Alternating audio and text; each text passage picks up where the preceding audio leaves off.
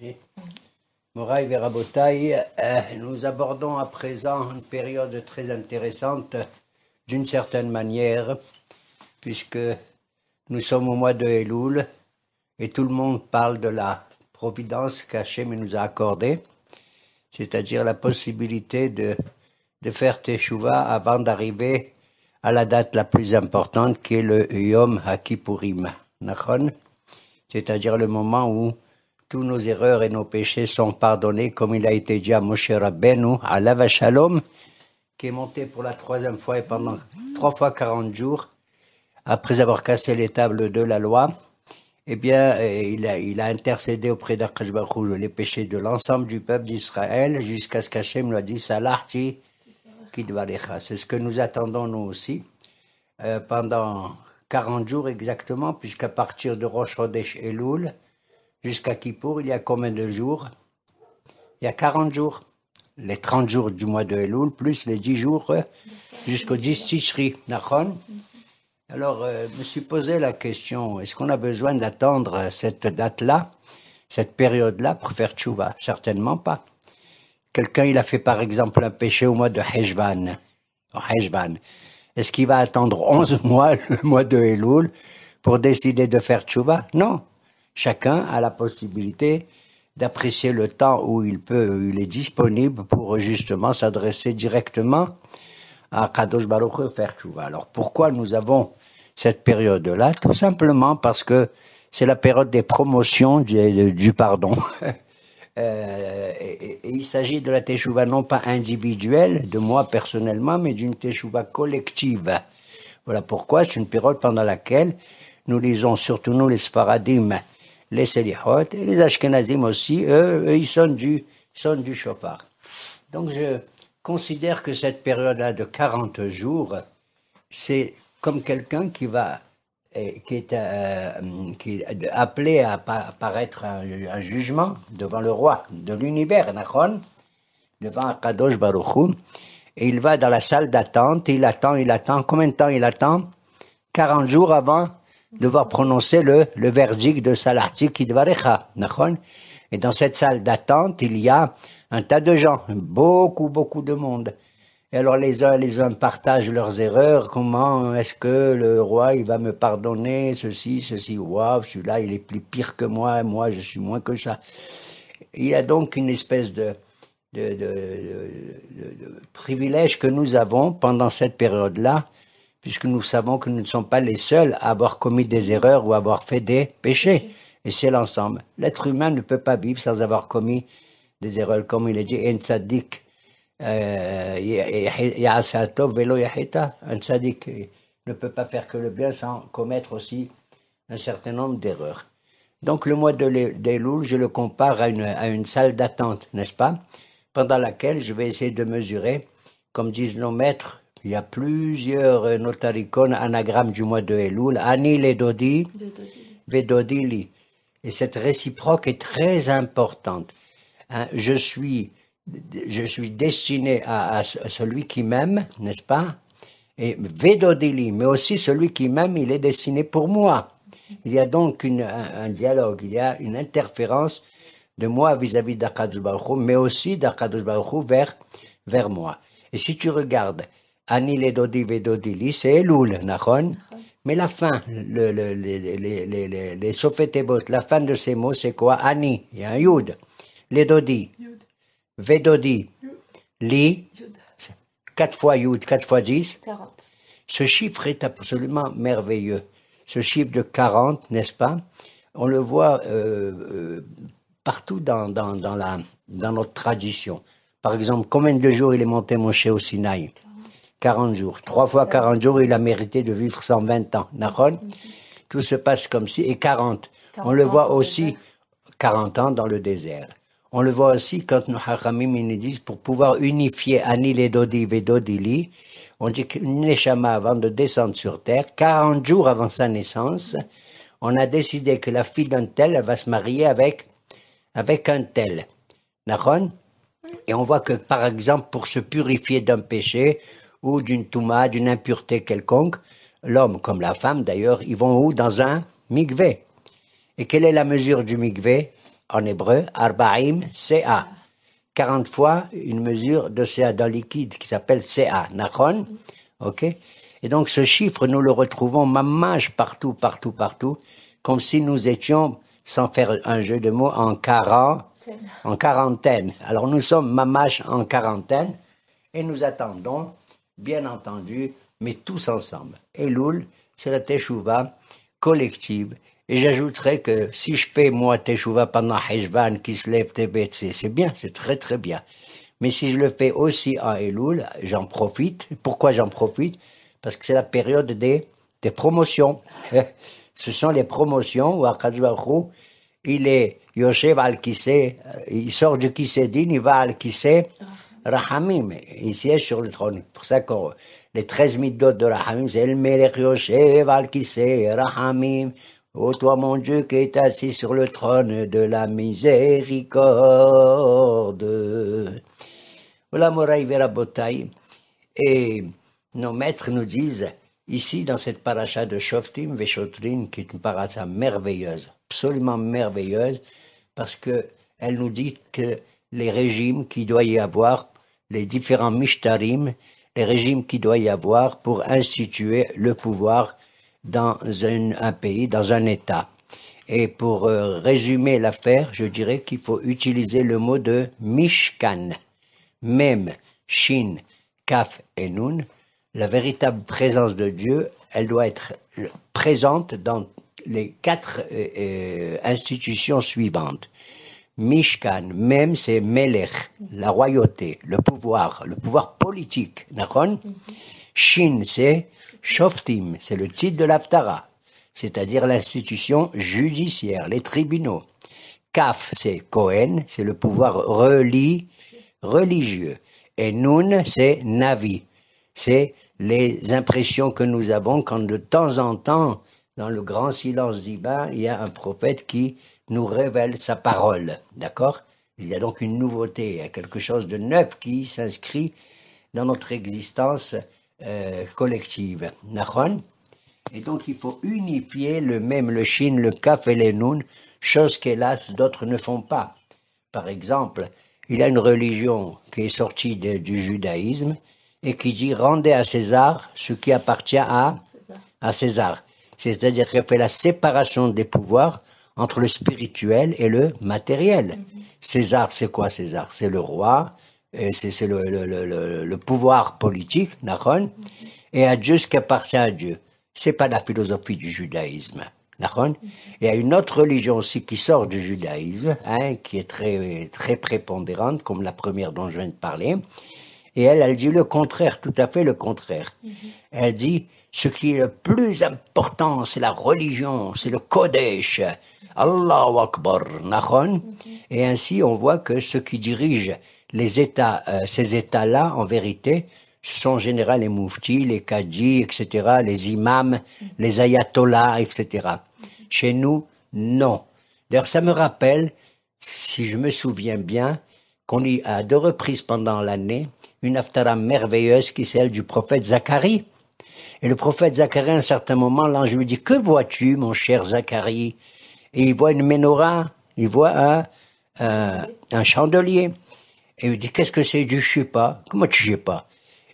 Pour te montrer combien la galoute a été même influencé un prophète comme lui.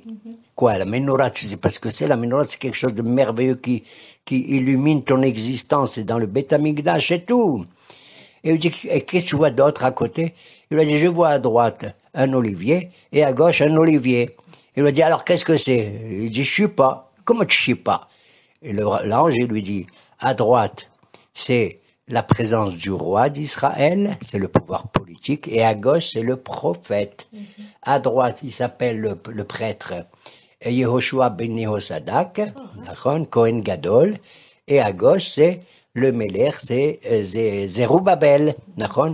Donc on voit que ce qui illumine notre État, d'ailleurs c'est le symbole de l'État d'Israël, la menorah, c'est l'union à la fois du pouvoir politique et du pouvoir spirituel. Avec 2 branches de l'Égypte, d'ailleurs. Avec les 2 branches qui représentent, c'est ça. Et ces 2 branches, elles vont animer, elles vont nourrir cette lumière-là, que même à Hanouka d'ailleurs, quand on était en plein exil, la bagarre des Hashmonaïm et tout, il a fallu un miracle pendant 8 jours pour que le parchemin puisse allumer. Nachon. Ah donc, Moraï Verabotaï, c'est essentiel, ce que je voulais dire. Et dans cette paracha au chapitre 17, vers le milieu à peu près, il y a justement l'institution du pouvoir politique en Israël.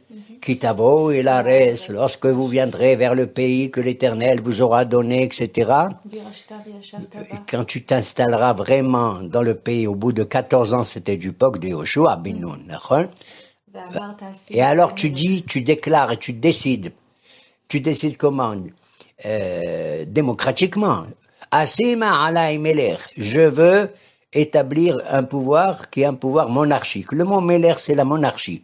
Parce que de leur temps, c'était la seule manière de diriger un pays, c'était d'avoir un roi, une monarchie.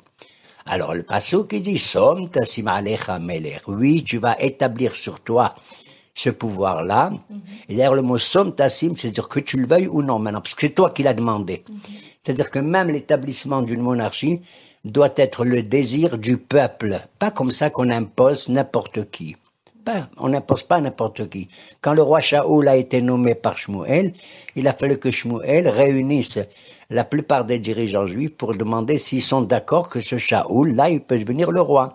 Et ça a été pareil pour David Lamrod, en dépit du fait que Dieu a décidé que ce soit David le roi, mais il a fallu donc Maintenant, la question qui se pose, est-ce que le véritable régime politique, c'est uniquement, surtout de nos jours, est-ce que c'est uniquement une royauté, la royauté?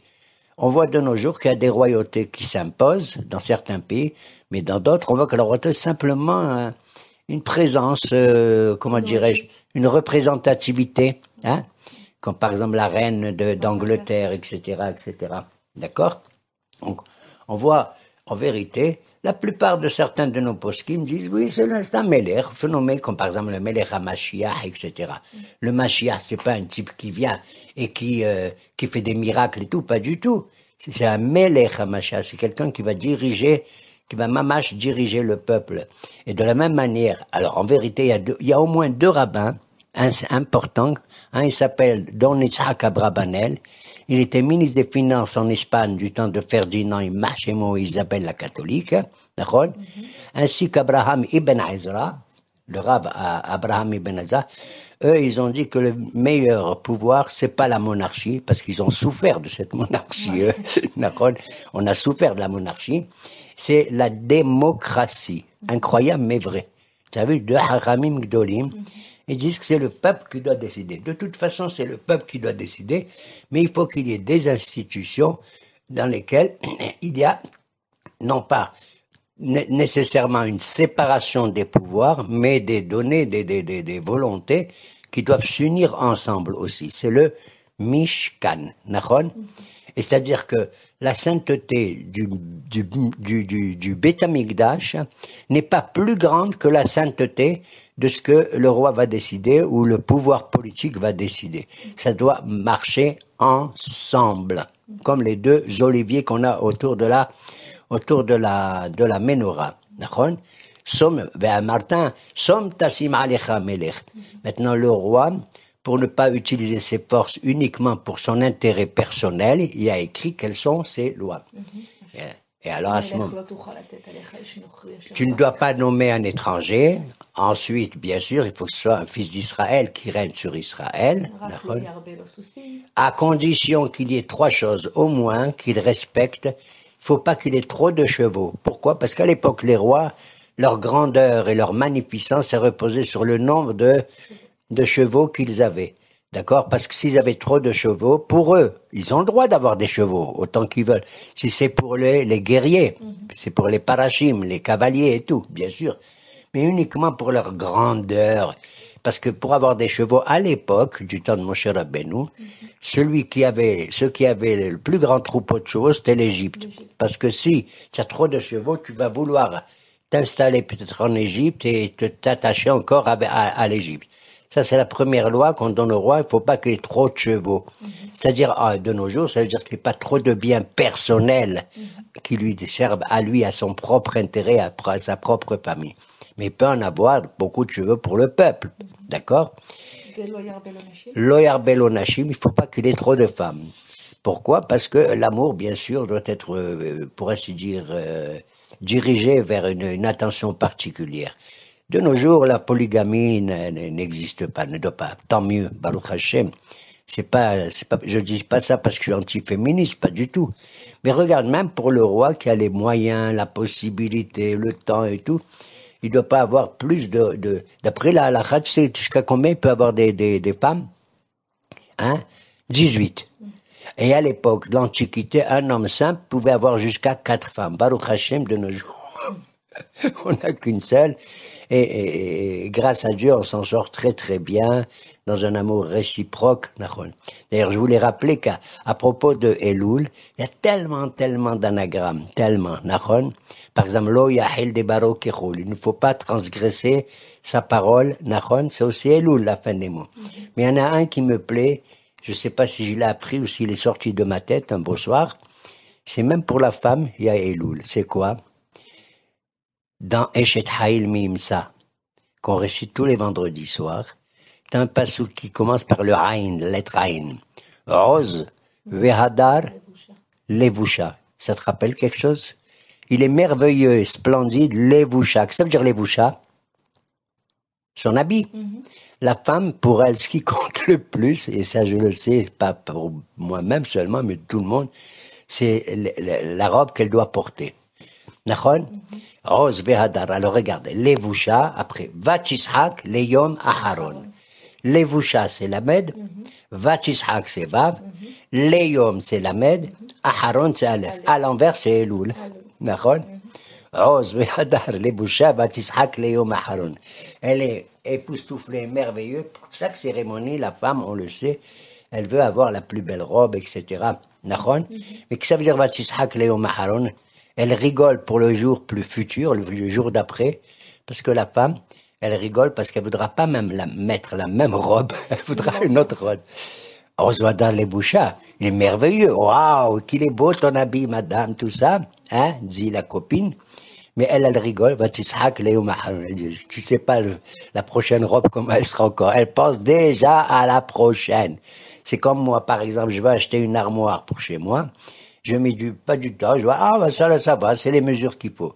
Mais la femme, elle, ce qu'elle dit, ouais, elle est bien, mais elle sait déjà que dans 2 ans, il faut changer l'armoire avec une autre déjà. Elle est dans ce monde, elle est dans un monde où elle préfère voir la perfection plutôt que uniquement la perfectibilité. D'accord? C'est la différence qu'il y a quand on fait une hatouna, on dit, ça sonne, mais simha, kol, ça sonne, mais kol simha. Sasson, c'est qui? C'est la joie du mari. Simha, c'est qui? C'est la joie de la femme. Simha, c'est la joie totale. C'est d'arriver à la perfection de tout. Alors que Sasson, c'est lentement. D'accord? Progressivement. Alors on voit effectivement que ce roi-là ne doit pas... Il ne doit pas augmenter son pouvoir financier, bien sûr, par l'argent et par l'or. D'ailleurs, sa présence doit être merveilleuse à tel point que la halakha dit un roi doit se couper les cheveux tous les jours. Et personne n'a le droit de le voir pendant qu'il se lave ou pendant qu'il se coupe les cheveux. Tu prends par exemple le Kohen Gadol, c'est 1 fois par semaine qu'il se coupe les cheveux. Un simple Kohen, c'est 1 fois par mois. D'accord? Et puis chacun chez nous, jusqu'à ce que les cheveux ils poussent. Ok? C'est-à-dire que il y a des normes qui limitent la volonté, le désir, les pulsions du roi d'Israël. Et en vérité, voilà, nous abordons le fait que, comme Yitzhak Abrabanel et Ben Aïza, que probablement la démocratie est la chose. Il n'y a ni l'anarchie, ni l'oligarchie, ni une monarchie très dure qui doit diriger le peuple juif. Mais cette monarchie, encore une fois, elle doit être d'une certaine manière liée avec d'autres institutions. C'est ce que je voulais dire pendant le mot de Mishkan. Qu'est-ce qui est après Mem, Meler et Shin, c'est Shoftim. L'institution judiciaire, elle est marquée par trois choses. Il y a trois sortes de tribunaux. Le premier tribunal suprême, la haute cour de justice, c'est ce qu'on appelle le Sanhedrin. C'est au Pérec Kaf, le Pérec 20. Et le Sanhedrin était composé de 71 membres, 70 juges, plus leur président, c'est le 71e. C'est bizarre ce chiffre de 70, ça veut dire qu'il doit correspondre à toutes les influences qu'il y a dans le monde entier, et ça correspond aux 70 nations du monde. Shivaim umot ha'olam, d'accord ?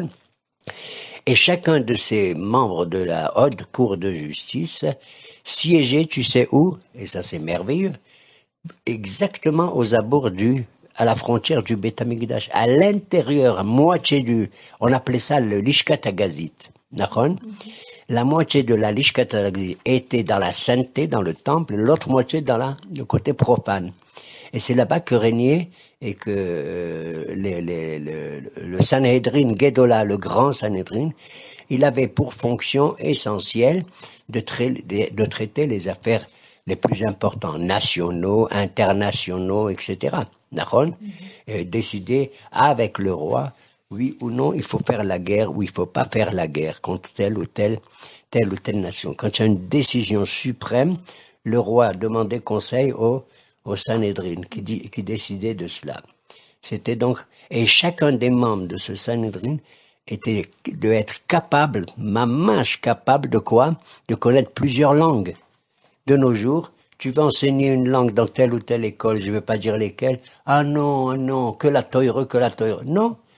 Les membres du Sanhedrin, ils savaient parler. Certains, le français, d'autres, l'anglais, d'autres, le chinois, etc. Pourquoi? Parce que on pouvait se trouver dans des affaires internationales liées à tel ou tel pays. Et donc, connaître pas seulement la langue, mais la culture, la mentalité des nations du monde pour pouvoir avoir une décision qui est normale. À part le Sanhedrin, 71 membres, il y avait une deuxième sorte de juges qui était composée de 23. Et eux, ils étaient habilités uniquement à régler les problèmes, je dirais les problèmes de crime. Nous, quelqu'un a tué un autre, etc., etc. Il fallait 23. Il fallait un chiffre impair parce que il fallait qu'il y ait une majorité, si tu veux, de juges qui condamnent ou qui innocentent un tel, Nahon, donc 23. Pourquoi? Parce que d'où on sait qu'il faut 23? Parce que dans la Torah, elle a dit Aïda shofetet Aïda mehayevet. Une Aïda, qu'est-ce que c'est qu'une Aïda? C'est 10 personnes. Comme par exemple à l'époque des Miraglim, on les appelle la Aïda, l'assemblée. Ils étaient combien les Miraglim? 10. Ils étaient 10, qui étaient bien à part Yoshua et Caleb. Donc 10 plus 10, ça fait 20. Mais c'est un chiffre pair, c'est pas valable, puisqu'il faut qu'il y ait une majorité qui est innocente ou qui culpabilise. Donc, tu n'ajoutes pas un seul et faire 21. Pourquoi? Parce que si tu te trouves à 10 contre 11, c'est pas une majorité tranchante. 11, c'est pas suffisant. Il faut au minimum 2 fois plus. Il faut 2 personnes de plus. Donc, tu es obligé de faire 23. Et ces tribunaux, ils devaient résider partout dans le pays, partout dans chaque tribu d'Israël. Et il y en avait 2 comme ça, proches du Harabaït. 2 tribunaux de 23 juges. La troisième catégorie de tribunal était composée uniquement de 3 juges. Même dans un village tout petit qui ne contenait que 120 habitants, il fallait qu'il y ait 3 juges qui règlent quoi? Les problèmes d'ordre financier, les dégâts, les problèmes de voisinage, etc. Ce qu'on appelle les nezikim. Donc on a 3 catégories d'institutions judiciaires qui règlent chacune des problèmes tout à fait différents. Donc on a vu que Mishkan, Melech, quelles sont les dispositions? Et le Melech, le pouvoir royal ou le pouvoir même démocratique, il a au moins deux fonctions, il a plusieurs, mais au moins deux, c'est de décider quand il faut faire la guerre, s'il faut faire la guerre, Nahon, parce que ça engage tout le peuple, et également d'instituer les impôts, les missim, Nahon, s'il faut prendre des impôts du peuple pour pouvoir financer tel ou tel avantage dans la vie du peuple. Nahon. Maintenant, au chapitre 20 de Shoftim Veshotrim, d'ailleurs, Shoftim, il ne faut pas qu'il y ait que des juges, il faut qu'il y ait aussi des Shotrim, des policiers, des gens qui exécutent ce que le juge a décidé. Nahon. Et nos maîtres nous disent que c'est un shoter, dans la Gemara, ils disent c'est celui qui a une makrel, une retsoa. Pas un revolver comme de nos jours, hein. Il faut qu'il ait un bâton et un fouet. Je me rappelle qu'à Constantine, il y avait chez le boucher, Nahon, il fabriquait des fouets, le martinet, ce qu'on appelle. Et tu sais comment il le fabriquait? C'est incroyable, mais vrai. Il le fabriquait avec les nerfs d'un taureau, mélangés avec les nerfs d'un âne. Comme il est dit, Yada Shor Konehu, wa Hamor Hebuz Be'alab. On se souvient de cette phrase de Isaïe, d'accord? Le taureau, il reconnaît son maître, et l'âne aussi, son mangeoire, d'accord? Alors on mélangeait tout ça, et c'était la tchahmela qu'on donnait à un enfant lorsqu'il se comportait très mal. À l'époque, de nos jours, c'est source interdit de donner des coups à un enfant à l'école, même à la maison. Et surtout pas pendant le mois de Elul, en plus.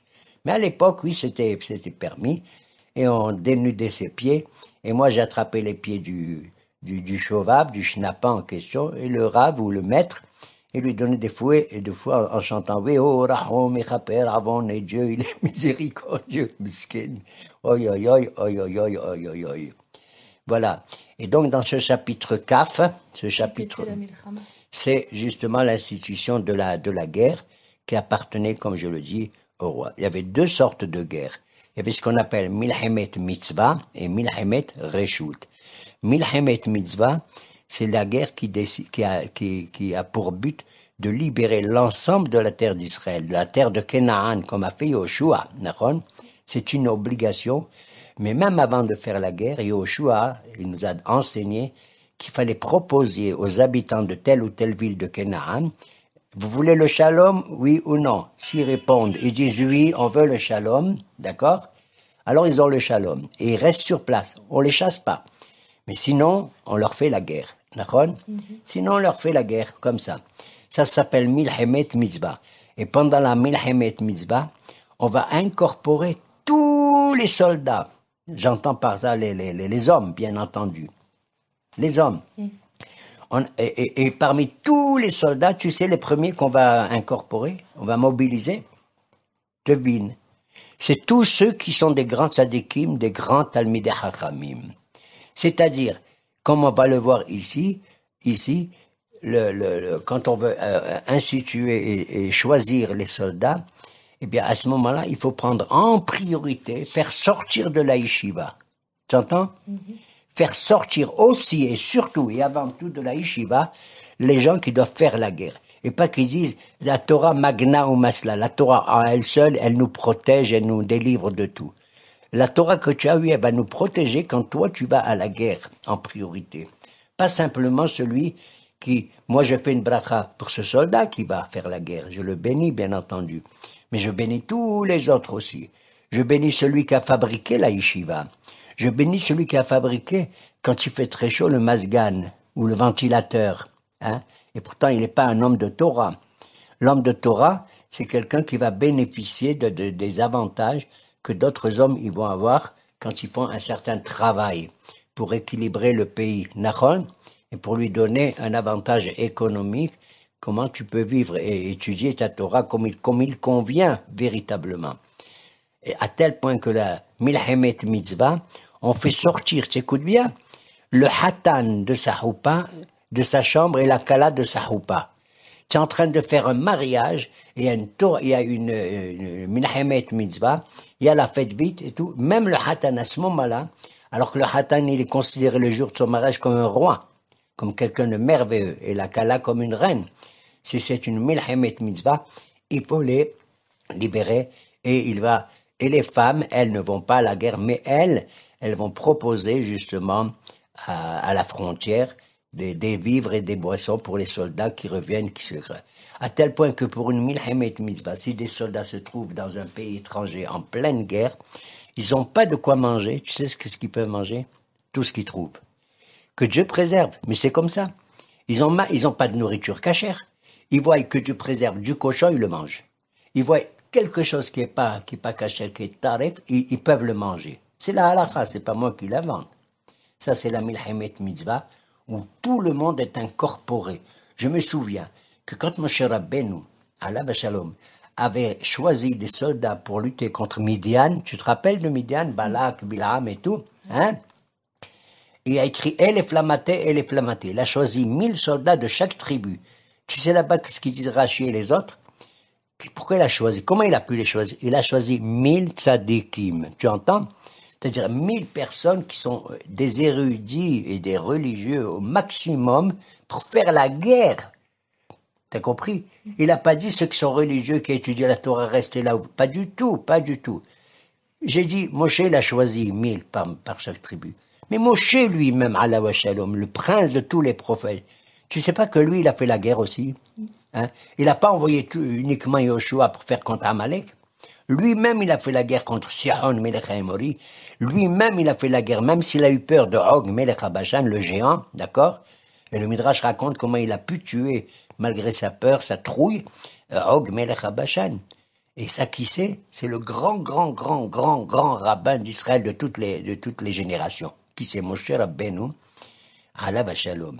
Et dans ce chapitre 20, tu vois, qui c'est qui va exhorter les soldats à devenir courageux? Qu'est-ce qu'il est dit là-bas? Le Cohen. C'est le Cohen. On l'appelle le Cohen à Mashouah. Je deviens dingue. Moi, je m'attendais à ce que celui qui va relever le moral et qui va donner des instructions comment combattre, c'est le Ramatkal, le chef d'état-major, Nachon, ou le ministre de la guerre, de la défense. Non. Regarde ici, ça je deviens dingue. Venigash Kohen vediber elam. Le Kohen, il s'approche. Et c'est lui qui va, tu te rends compte, c'est le Kadosh qui s'approche du soldat, des soldats. Et il va leur dire quoi? Shema Israël. Atem kerevi mayom. Écoute Israël. Ça me rappelle quoi? Shema Israël, Hashem Elokeinu, Hashem Echad. Tu vois la Kedusha où elle est maintenant ici. Ce que vous allez faire, c'est quelque chose de Kadosh et on compte sur vous. C'est vous les grands tzadikim maintenant. Atem kerevi mayom, etc., etc. Et il va leur dire, n'ayez pas peur, soyez courageux, relevez le moral et tout. Ce que vous allez faire est une mission très, très importante. Et là, je vais vous dire, mes chers enfants, s'il s'agit d'une milhemet reshut, la deuxième sorte de guerre, c'est une guerre parce que on veut gagner tel ou tel territoire d'un pays, ou pour des raisons économiques ou des rivalités politiques, ça s'appelle milhemet reshut. Et à ce moment-là, Cohen lui-même, il dit, écoutez, mes chers amis, si parmi vous, il y a quelqu'un qui a construit une maison de ses propres mains, le pauvre, et il n'a pas joui de cette maison, qui retourne à la maison. Pourquoi? Parce que ce type-là, il dit, merde, je suis à la guerre et tout, j'ai pas ma maison, j'ai pas fini tout ça. Regarde comment on libère ça, c'est quand c'est milhemet reshut, d'accord? Et qu'un autre homme, il a peur que quelqu'un d'autre va lui prendre sa maison. Alors on libère ce type-là. On libère qui? Celui qui a construit une maison, un travailleur.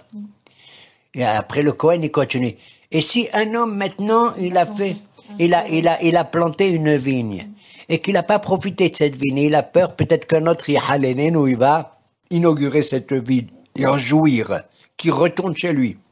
D'accord? Pour pas qu'ils disent comment moi je fais la guerre et j'ai pas profité et tout. Troisième chose, et quel est l'homme, quel est le soldat qui maintenant s'est fiancé avec une femme et il n'a pas eu le temps de se marier et tout, et il peut pas faire la guerre, il n'a pas la tête sur lui, il n'a pas la tête. Il dit comment moi je vais marier, et il a peur qu'un autre homme il va prendre cette jeune fille comme femme à sa place. Tu vois qu'il a libéré. Il n'a pas dit le Cohen Mashiach, un prêtre, le Cohen, le grand rabbin. Il n'a pas dit, quel est l'homme qui était dans la yeshiva et qui dit, oh là là, j'ai pas fini mon daf yomi, qui retourne faire son daf yomi. Il n'a pas dit ça. T'as compris? Il a dit des gens qui construisent, des gens qui plantent et des gens qui veulent se marier. Et à la fin, ce même Cohen, il continue. À ce moment-là, une fois que le Cohen a fini de parler, il y a un officier qui arrive, maintenant un choter, et qui parle maintenant son langage. Il dit, mesdames et mes chers amis, si parmi vous, il y a un type qui a la trouille, ça peut exister. Pas parce qu'il a une maison ou qu'il a fait une ville, parce qu'il va se marier. Mais un type, il peut pas même pas porter un revolver ou une lance ou une épée sur lui. Et qui retourne chez lui. Il a vraiment la trouille. Je ne veux pas non plus qu'il retourne chez lui parce que si, pendant la guerre, il va faire quoi? En sorte de baisser le moral des autres soldats. Alors on voit comment la Torah elle est merveilleuse puisque justement elle trouve un équilibre dans la manière d'édifier les institutions du pays. Aussi bien quand il s'agit du roi, que quand il s'agit de l'institution judiciaire, ou quand il s'agit. Et encore, on voit comment le Kohen, il est là. Je veux dire, il y a une halakha qui dit, tu sais que même un prophète, lorsqu'il vient rendre visite à un roi, il fait la révérence devant le roi. Il se prosterne. Mais un Kohen Gadol, il se prosterne pas. Pourquoi? Parce qu'aussi bien que le roi, il est roi au niveau politique, le Kohen Gadol aussi, il est roi dans son domaine, dans le Beth Amikdash. Mais ces deux pouvoirs sont équilibrés, et c'est ce qui est merveilleux. On n'est pas ni de la droite ni de la gauche sur le plan spirituel, comme on dit, ou me aharenu. Quelle est la sainteté du jour chez les Juifs? C'est le Shabbat, le 7e jour. Qu'est-ce qu'il y a avant le 7e jour? C'est le vendredi. Et le vendredi, c'est la sainteté de qui? Tu vois de qui je veux dire? Jama'a. Et milefanenu, enlève ce qu'il y a avant nous et enlève ce qu'il y a après nous. Et qu'est-ce qu'il y a après le samedi, le Shabbat? Et le dimanche, tu vois qui je veux dire. D'accord? Il nous libère aussi bien de cette gauche-là affreuse et de cette droite aussi qui est mamache affreuse. Je ne parle pas sur le plan politique et je ne fais pas référence à des questions d'élections futures que nous devons aborder prochainement. Donc nous voyons, pour conclure, Moraï Verabotei, que le Mishkan, il est soudé. Il est à la fois matérialiste et spiritualiste, les deux. Meler, Shofet, Cohen, et le Cohen lui-même aussi a des réductions dans sa vie et tout, puisque le Cohen et le Lévi, ça inclut le Lévi aussi. Et à la fin, le Navi. Alors, on dit qu'Akadosh Baruch Hu l'a dit, je vous en prie, si vous faites attention aux 4 personnes que je vais citer maintenant, il le répète plusieurs fois dans la Torah, c'est-à-dire le Ger, le Yatom, la Almana et le Lévi, ne laissez pas tomber l'étranger, j'entends le Ger, le Lévi, parce que le Lévi n'avait pas de Nahala, il n'avait pas d'héritage en Eretz Israël, l'orphelin et la veuve.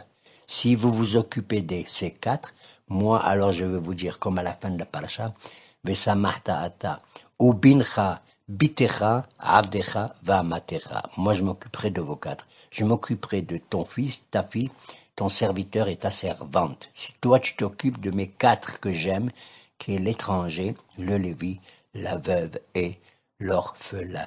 Yeratson, qu'il n'y aura pas de pauvres dans les futurs temps, puisque le Mashiach va venir quand on est ou kulo hayav ou kulo zakai, et que Be'ezrat Hashem, comme dit à Rambam, si on veut la paix, c'est pas uniquement pour vivre une vie extraordinaire aussi, bien sûr, mais aussi on vit une vie extraordinaire et on va s'adonner à la connaissance divine, qui est le véritable roi du monde. Et Ratson, que dans notre salle d'attente du mois de Elul, nous puissions tous passer devant le roi et le voir assis sur le trône de la miséricorde et pas sur le trône du din. Shalom.